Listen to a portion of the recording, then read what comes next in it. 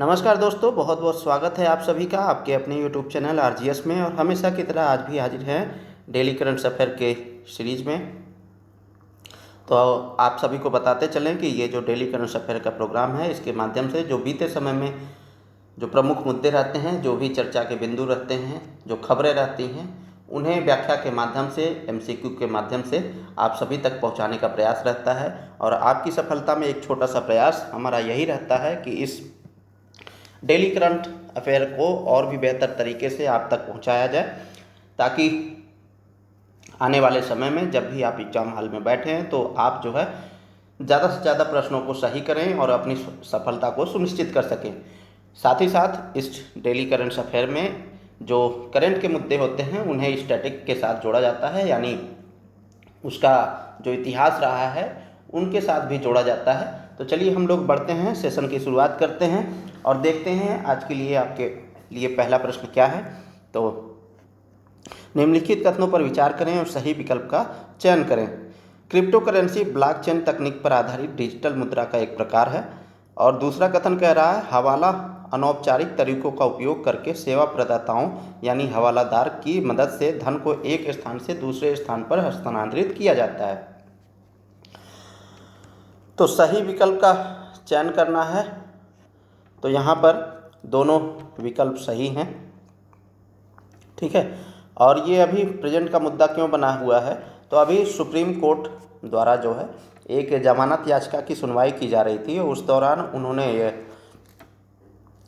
टिप्पणी की कि आभासी मुद्रा को विनियमित करने के लिए स्पष्ट व्यवस्था का अभाव है और ऐसे में क्रिप्टो करेंसी और हवाला का जो है सारगांठ बना हुआ है। तो इसीलिए ये प्रमुख चर्चा का विषय बन जाता है। बहरहाल हमारा राइट आंसर हमारा क्या हो जाएगा, सी हो जाएगा। चलिए हम लोग व्याख्या को देखते हैं। तो यह टिप्पणी सुप्रीम कोर्ट द्वारा एक जमानत याचिका की सुनवाई के दौरान की गई। साथ ही सुप्रीम कोर्ट ने आभासी मुद्रा को विनियमित करने के लिए स्पष्ट व्यवस्था के अभाव को भी उजागर किया है। क्रिप्टो करेंसी और हवाला के बारे में बात करें तो क्रिप्टो करेंसी यह ब्लॉकचेन तकनीक पर आधारित डिजिटल मुद्रा का एक प्रकार है।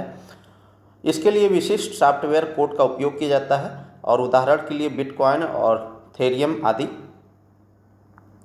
ब्लॉकचेन एक ओपन सोर्स डेटाबेस यानी सार्वजनिक बही खाता है और यह विकेंद्रीकृत कंप्यूटर नेटवर्क इंटरनेट पर वितरित रहता है और पक्षों के बीच लेन देन का स्थायी रिकॉर्ड रहता है और इसकी माइनिंग की जाती है। और इसीलिए यह जो है ब्लॉकचेन तकनीक पर आधारित एक सुरक्षित माध्यम है। हालांकि अभी जो है भारत में इसका प्रचलन नहीं है।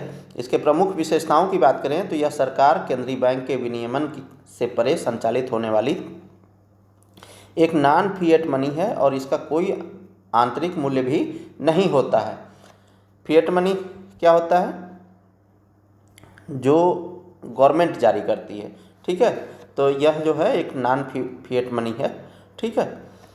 हवाला की बात करें तो इसमें अनौपचारिक तरीकों का उपयोग करके सेवा प्रदाताओं यानी हवालादार की मदद से धन को एक स्थान से दूसरे स्थान पर हस्तांतरित किया जाता है। इसमें लेन देन की प्रकृति पर ध्यान नहीं दिया जाता है। इसके मुख्य विशेषताओं की बात करें तो यह संबंधित पक्षों के बीच विश्वास पर आधारित है।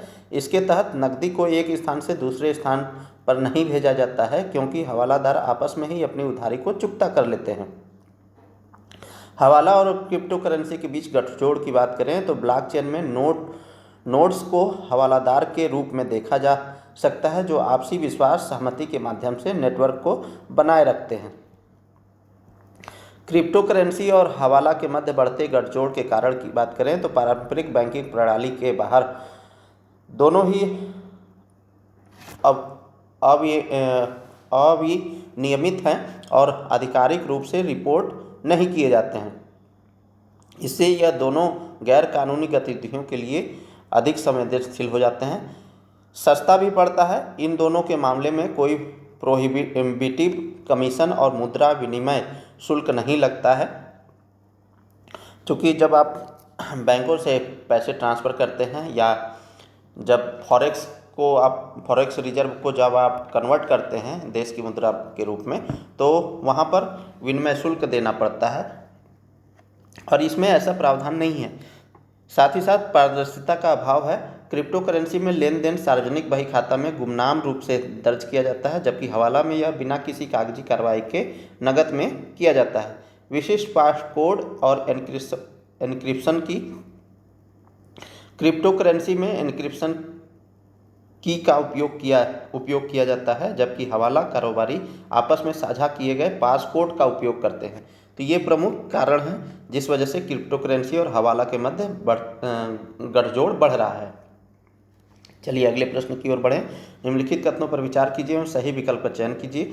औद्योगिक प्रशिक्षण संस्थान यानी ITI उन्नयन के लिए राष्ट्रीय योजना और कानपुर सहित कौशल विकास के लिए 5 राष्ट्रीय उत्कृष्टता केंद्र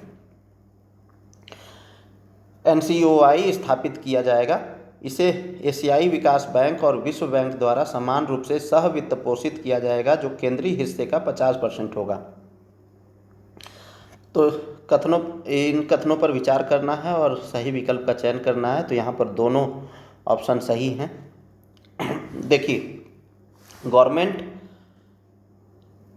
चाहे वो केंद्र की हो चाहे स्टेट की हो, वो ज़्यादा से ज़्यादा नौकरियाँ जो है देने में सक्षम नहीं है, और कोई भी गवर्नमेंट हो ज़्यादा से ज़्यादा नौकरियां दे नहीं सकती हैं। हाँ, जो उन्हें पहले से मौजूद है और साथ ही साथ जो ज़रूरी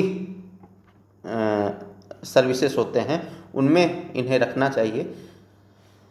तो बहरहाल ये हमारा मुद्दा नहीं है। तो गवर्नमेंट जो है स्वरोजगार के माध्यम से, कौशल के माध्यम से लोगों में रोजगार उत्पन्न करना चाहती है, और चाहती है कि जो इंडस्ट्रीज हैं उनमें जो वर्कर्स हैं वो स्किल्ड हो।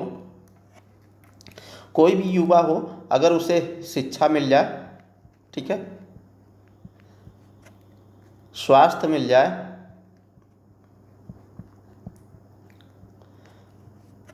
कौशल मिल जाए और रोजगार मिल जाए, ये जब चारों मिल जाते हैं तो युवा जो है एक मिसाइल की तरह कार्य करता है। और जब ये किसी युवा को ये चारों जब मिल जाते हैं तो युवा जो है राष्ट्र की प्रगति में योगदान देता है।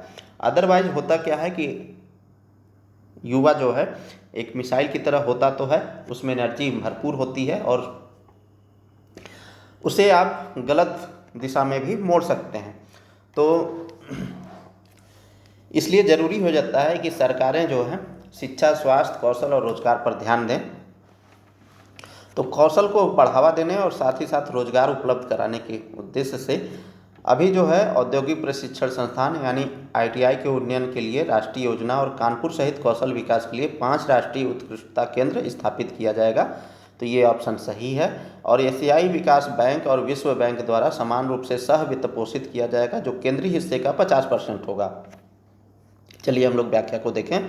तो राइट आंसर हमारा क्या हो जाएगा इसमें? राइट आंसर हमारा सी हो जाएगा। व्याख्या देख लेते हैं। तो प्रधानमंत्री की अध्यक्षता में केंद्रीय मंत्रिमंडल ने औद्योगिक प्रशिक्षण संस्थान यानी ITI उन्नयन के लिए राष्ट्रीय योजना और कानपुर सहित कौशल विकास के लिए 5 राष्ट्रीय उत्कृष्टता केंद्र की स्थापना को मंजूरी दे दी है। राष्ट्रीय योजना को बजट 2024-25 और बजट 25-26 के तहत की गई घोषणा के अनुसार केंद्र प्रायोजित योजना के रूप में लागू किया जाएगा। तो ये कौन सी योजना है? केंद्र प्रायोजित योजना है। इसका कुल परिव्यय 60,000 करोड़ रुपए होगा, जिसमें केंद्रीय हिस्सा 30,000 करोड़ रुपए और राज्य का हिस्सा 20,000 करोड़ रुपए और उद्योग का हिस्सा 10,000 करोड़ रुपए शामिल है। तो केंद्र 30,000 करोड़ देगी, राज्य 20,000 करोड़ और उद्योग 10,000 करोड़। इसे एशियाई विकास बैंक और विश्व बैंक द्वारा समान रूप से सह वित्त पोषित किया जाएगा, जो केंद्रीय हिस्से का 50% होगा। यह योजना हब एंड स्पोक मॉडल का उपयोग करके 1,000 सरकारी ITI को अपग्रेड करने पर ध्यान केंद्रित करेगी, जिसमें आधुनिक उद्योग संरेखित पाठ्यक्रम शामिल होंगे। इस योजना का उद्देश्य राज्य सरकारों और उद्योग के सहयोग को मौजूदा ITI को कौशल विकास के लिए सरकार के स्वामित्व वाले उद्योग प्रबंधित उत्कृष्टता केंद्रों में बदलना है। अगले 5 वर्षों में विभिन्न उद्योगों की मानव पूंजी की जरूरतों को पूरा करने के लिए डिजाइन किए गए पाठ्यक्रमों के माध्यम से 20 लाख युवाओं को प्रशिक्षित किया जाएगा। यह योजना स्थानीय कार्यबल की आपूर्ति को उद्योग की मांग के साथ संरेखित करने पर ध्यान केंद्रित करेगा, जिससे एमएसएमई सहित उद्योगों को रोजगार के लिए तैयार श्रमिकों के पुल तक पहुंचने में मदद मिलेगी। यह परिणाम उन्मुख कार्यान्वयन रणनीति के लिए उद्योग नेतृत्व वाले विशेष प्रयोजन वाहन मॉडल को अपनाएगा, जो इसे आईटीआई पारिस्थितिकी तंत्र को बढ़ाने के पिछले प्रयासों से अलग करेगा। भुवनेश्वर, चेन्नई, हैदराबाद, कानपुर और लुधियाना में स्थित 5 राष्ट्रीय कौशल प्रशिक्षण संस्थानों में प्रशिक्षकों के प्रशिक्षण सुविधाओं को बढ़ाने के लिए बुनियादी ढांचे को उन्नयन करना है। तो कहाँ कहाँ पर 5 उत्कृष्टता केंद्र खोले जाएंगे?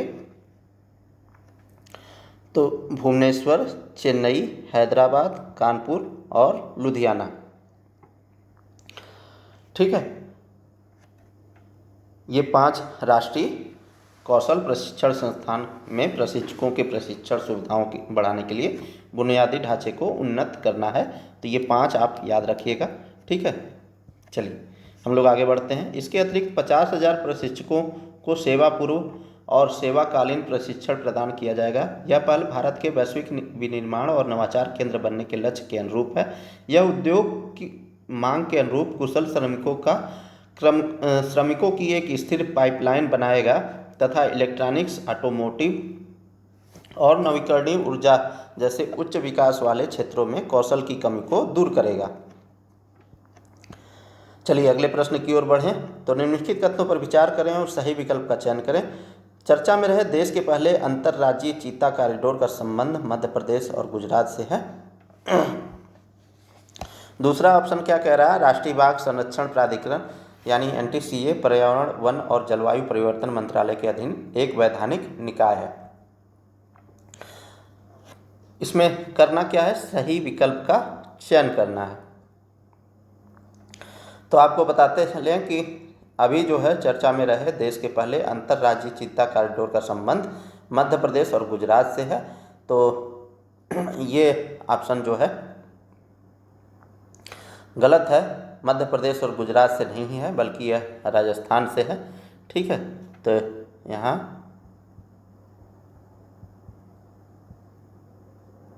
राजस्थान से, एमपी और राजस्थान से, तो पहला ऑप्शन तो गलत है। राष्ट्रीय बाघ संरक्षण प्राधिकरण पर्यावरण, वन और जलवायु परिवर्तन मंत्रालय के अधीन कार्य करता है और यह एक वैधानिक निकाय है। तो ये ऑप्शन हमारा सही है। तो राइट आंसर क्या हो जाएगा? सही विकल्प केवल 2 हो जाएगा। चलिए हम लोग व्याख्या को देखें।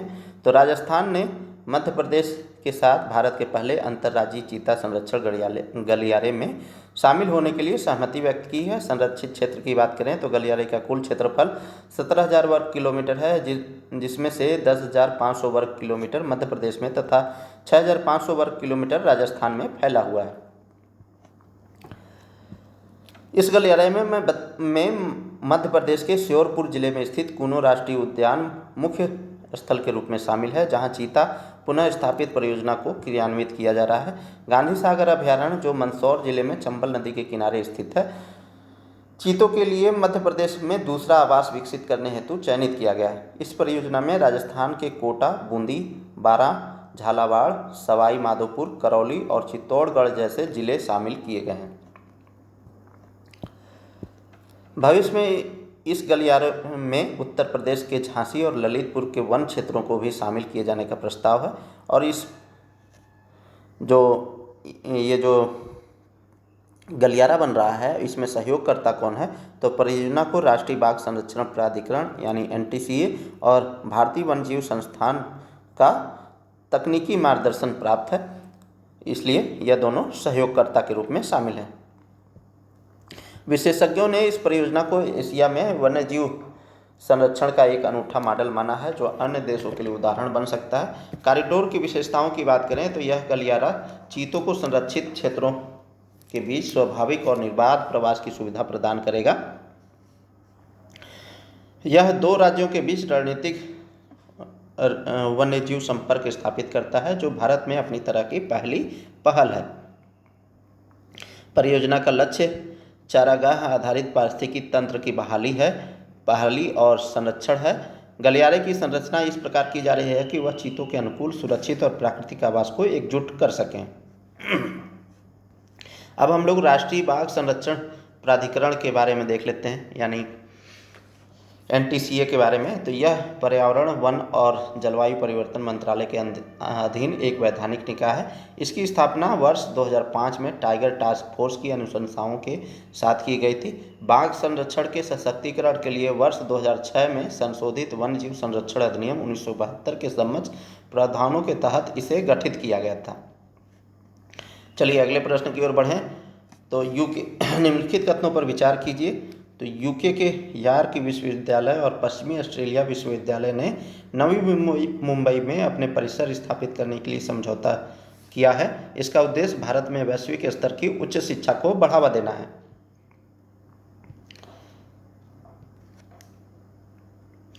उपर्युक्त में से कौन सा से कथन गलत है?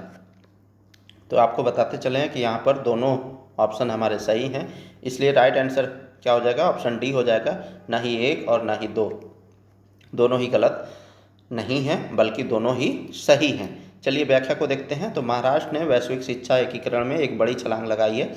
मुख्यमंत्री देवेंद्र फडणवीस ने नवी मुंबई में देश की पहली विदेशी विश्वविद्यालय केंद्रित एजुसिटी की स्थापना की घोषणा की है। शीर्ष स्तरीय अंतर्राष्ट्रीय संस्थानों से बड़ा निवेश प्राप्त करने की योजना है। भारत के शिक्षा पारिस्थितिकी तंत्र को अंतर्राष्ट्रीय बनाने के लिए एक ऐतिहासिक कदम उठाते हुए महाराष्ट्र के मुख्यमंत्री देवेंद्र फडणवीस ने नवी मुंबई में भारत के पहले एडेड सिटी के विकास की घोषणा की है, जिसमें वैश्विक विश्वविद्यालयों के अपतटीय परिसर होंगे। City and industrial development corporation ने वेब समिट 2025 में यूनिवर्सिटी ऑफ यॉर्क, यूके और वेस्टर्न ऑस्ट्रेलिया यूनिवर्सिटी के साथ 3,000 करोड़ रुपए के समझौते ज्ञापन पर हस्ताक्षर किए हैं। चर्चा में क्यों है? तो यह घोषणा भारत के बुनियादी ढांचे में अंतर्राष्ट्रीय शिक्षा संस्थानों को एकीकृत करने की दिशा में एक महत्वपूर्ण कदम है। यह कदम भारत की राष्ट्रीय शिक्षा नीति 2020 के अनुरूप है, जो विदेशी विश्वविद्यालयों को देश में परिसर स्थापित करने के लिए प्रोत्साहित करती है। इस पहल से नवी मुंबई को वैश्विक ज्ञान और मनोरंजन केंद्र में बदलने की भी उम्मीद है। इसके उद्देश्य और लक्ष्य की बात करें तो भारत में वैश्विक स्तर की उच्च शिक्षा को बढ़ावा देना, साथ ही साथ नवी मुंबई को अंतर्राष्ट्रीय शिक्षा और अनुसंधान के केंद्र के रूप में स्थापित करना, स्थानीय अर्थव्यवस्था और रोजगार सृजन को बढ़ावा देना, गुणवत्तापूर्ण शिक्षा के लिए छात्रों को विदेश जाने की आवश्यकता कम होगी। चलिए हम लोग अगले प्रश्न की ओर बढ़ते हैं। तो अखिल भारतीय फुटबॉल महासंघ ने वर्ष 2024-25 के लिए किसे सर्वश्रेष्ठ महिला फुटबॉलर नामित किया? तो पोईविसाना चालू, सौम्या गुगुलोथ, पेन काम नहीं कर रहा दोस्तों, एक मिनट। हाँ, सौम्या गुगुलोथ, पचोई चानू और इनमें से कोई नहीं। तो सौम्या गुगुलोथ को क्या किया गया है? 2024-25 के लिए सर्वश्रेष्ठ महिला फुटबॉलर नामित किया गया है। चलिए हम लोग व्याख्या को देखें। तो अखिल भारतीय फुटबॉल महासंघ ने 2 मई 2025 को आयोजित एक समारोह में 2024-25 फुटबॉल सत्र के लिए अपने वार्षिक पुरस्कार के विजेताओं को सम्मानित किया है। मोहन बागान सुपर जायंट के सुभाशीष बोस और तेलंगाना की सौम्या गुगुलोथ को क्रमशः वर्ष 2024-25 का सर्वश्रेष्ठ पुरुष और महिला खिलाड़ी नामित किया गया है। तो सुभाशीष बोस ये पुरुष में है और सौम्या गुगुलोथ ये महिला में है। तो बोस और गुगुलोथ ये दोनों आप याद रखिएगा। सुभाशीष बोस की कप्तानी में मोहन बागान पिछले सीजन में लीग विनर शील्ड और ISL कप दोनों जीतकर इंडियन सुपर लीग दोहरा खिताब पूरा करने वाली इतिहास की दूसरी टीम बन गई है। और ISL 2024-25 में भारतीय खिलाड़ियों में केवल सुनील छेत्री 12 बार और ब्रिसन फर्नांडिस 7 बार ने यह सुभाशीष बोस से अधिक गोल किए हैं, तो इसलिए इन्हें भी याद रखना चाहिए। उस बीच सौम्या गुगलोथ ने 9 गोल किए और रेड एंड गोल्ड ब्रिगेड को भारतीय महिला लीग का खिताब जीतने में महत्वपूर्ण भूमिका निभाई थी। और एफसी गोवा के ब्रिसन फर्नांडिस को गोर्स के साथ एक सफल अभियान का आनंद लेने के बाद वर्ष का सबसे होनहार पुरुष खिलाड़ी चुना गया, जिसके परिणाम स्वरूप वे ISL 2024-25 के सेमीफाइनल में पहुंच गए। 24 वर्षीय विंगर ने 7 गोल किए और 2 गोल में सहायता की, जिससे उन्हें राष्ट्रीय टीम में पदार्पण का मौका मिला। चलिए, ये हमारे काम का नहीं है। चलिए हम लोग अगले प्रश्न की ओर देखें। तो हाल ही में किसे सोबो मुंबई फाल्कन्स ने अपना ब्रांड एम्बेसडर बनाया है? तो सोबो मुंबई फाल्कन्स के ब्रांड एम्बेसडर कौन बने हैं? कपिल देव बने हैं। चलिए हम लोग व्याख्या को देखें। तो कपिल देव की आगामी T20 मुंबई लीग 2025 में नई शुरुआत की है। सोबो मुंबई फाल्कन्स टीम को आधिकारिक तौर पर ब्रांड एम्बेसडर घोषित किया गया है। 2025 को यह लीग 26 मई से 2 जून 2025 को वानखेड़े स्टेडियम में आयोजित होगी। कुल 8 रिकॉर्ड और 20 मैचों में प्रतिस्पर्धा होगी। इस लीग में सूर्य कुमार यादव, अजिंक्य रहाणे, पृथ्वी शॉ और अन्य प्रमुख भारतीय सितारे शामिल होंगे। यह कार्यक्रम का सीधा प्रसारण जियो हॉटस्टार और स्टार स्पोर्ट नेटवर्क पर किया जाएगा। भारत के सबसे महान क्रिकेट आइकन और 1983 में देश को पहली बार विश्व कप जिताने वाले कप्तान के रूप में कपिल देव जाने जाते हैं, जो अभी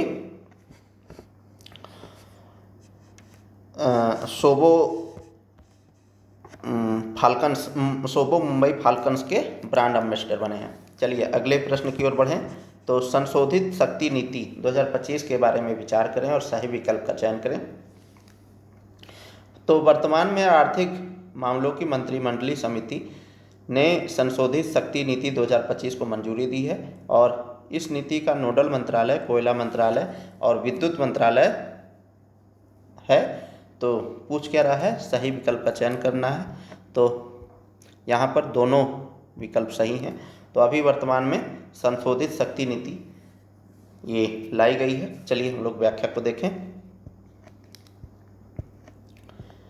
तो संशोधित शक्ति नीति 2025 आर्थिक मामलों की मंत्रिमंडलीय समिति ने 2 सरलीकृत खिड़कियों के माध्यम से ताप विद्युत संयंत्रों के लिए कोयला आवंटन को सुव्यवस्थित करने, पारदर्शिता और लचीलेपन को बढ़ाने के लिए संशोधित शक्ति नीति 2025 को मंजूरी दी है। संशोधित शक्ति नीति 2025 के बारे में बात करें तो नोडल मंत्रालय कोयला मंत्रालय और विद्युत मंत्रालय है। इसके उद्देश्यों की बात करें तो पारदर्शी, लचीला और मांग आधारित कोयला आवंटन सुनिश्चित करना है, दीर्घकालिक ताप विद्युत क्षमता योजना को बढ़ावा देना है, कोयला आयात प्रतिस्थापन को प्रोत्साहित करें और रसद को अनुकूलित करें, बाजार संचालित बिजली मूल्य निर्धारण और गहन बिजली बाजार को सक्षम बनाना है। तो ये प्रमुख उद्देश्य हैं।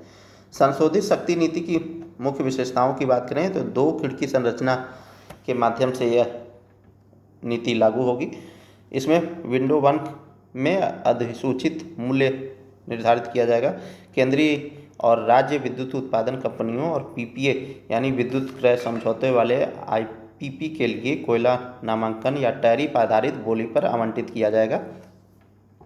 विंडो 2 में प्रीमियम आधार शामिल किया गया है। तो आयातित कोयला आधारित संयंत्रों सहित किसी भी विद्युत उत्पादक के लिए खुला है। किसी PPA की आवश्यकता नहीं है। बाजारों या द्विपक्षीय सौदों में बिजली बेचने में लचीलापन लाना है। प्रमुख सुधार और प्रमुख बिंदु की बात करें तो सरलीकरण यानी पिछली 8 कोयला लिंकेज श्रेणियों को अब केवल 2 विंडो तक सीमित कर दिया गया है। कोई PPA अधिदेश नहीं है। विंडो 2 यह संयंत्रों को विद्युत एक्सचेंजों या अनुबंधों में स्वतंत्र रूप से विद्युत बेचने का अधिकार देता है। निजी क्षेत्र को प्रोत्साहन मिलेगा। स्वतंत्र विद्युत उत्पादकों और ताप विद्युत क्षेत्र में निजी निवेश को बढ़ावा दिया जाएगा। ग्रीनफील्ड और ब्राउनफील्ड परियोजनाओं के लिए समर्थन मिलेगा। लागत दक्षता के लिए विशेष रूप से पिट हेड स्थानों के निकट ये स्थापित किए जाएंगे। साथ ही साथ आयात प्रतिस्थापन होगा। IBC संयंत्र घरेलू कोयले पर स्विच कर सकते हैं, जिससे विदेशी मुद्रा व्यय कम हो जाएगा। कोयला युक्तिकरण यानी कम भूमि लागत और कुशल रेल लॉजिस्टिक से अंतिम टैरिफ कम हो जाता है। FSA धारकों के लिए लचीलापन यानी विंडो सेकेंड के अंतर्गत वार्षिक कोटा से परे कोयले के लिए बोली लगा सकते हैं। बाजार संबंध यानी बिजली बाजारों में अधिशेष बिजली की बिक्री की अनुमति देता है, जिससे बाजार में तरलता बढ़ती है। अधिकार प्राप्त सीमित होंगे, जैसे कार्यान्वयन संबंधी मुद्दों को तेजी से हल करने के लिए विद्युत कोयला सचिवों और CEA के अध्यक्ष की अध्यक्षता में गठित समिति द्वारा यह निर्णय लिया जाएगा। शून्य अतिरिक्त व्यय यानी कोयला कंपनियों पर कोई वित्तीय बोझ नहीं होगा। तो ये था दोस्तों डेली करंट अफेयर का प्रोग्राम, और आप सभी का वीडियो के साथ बने रहने के लिए बहुत बहुत धन्यवाद, बहुत बहुत शुक्रिया। जय हिंद दोस्तों, मिलते हैं किसी नेक्स्ट वीडियो में, तब तक के लिए जय हिंद।